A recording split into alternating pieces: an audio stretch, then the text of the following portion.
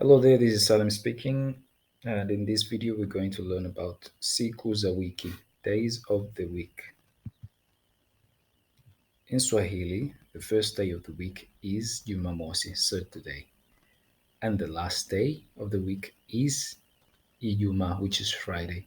This is the Arabic way of naming the days of the week, actually, quite different from English and other languages.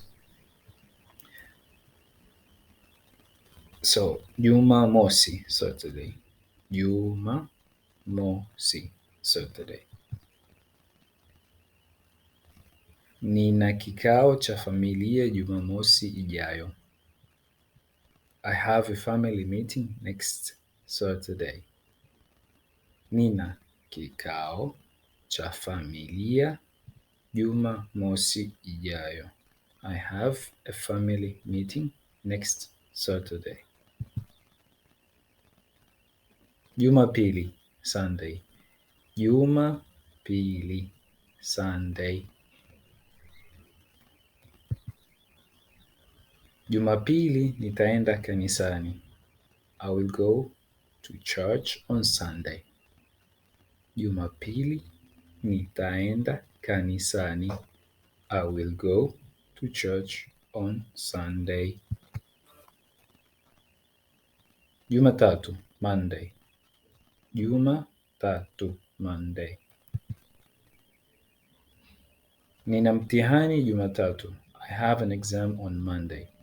Nina mtihani Jumatatu. I have an exam on Monday. Jumanne, Tuesday. Jumanne, Tuesday. Leo ni Jumanne. Today is Tuesday. Leo ni Jumanne. Today is Tuesday. Jumatano, Wednesday. Jumatano, Wednesday. Jumatano nitaenda kununua kamusi. I will go buy a dictionary on Wednesday. Jumatano nitaenda kununua kamusi. I will go buy a dictionary on Wednesday. Alhamisi or Alhamisi, Thursday. Alhamisi or Alhamisi, Thursday. Alhamisi nitaenda sokoni kununua samaki. On Thursday, I will go to the market to buy fish.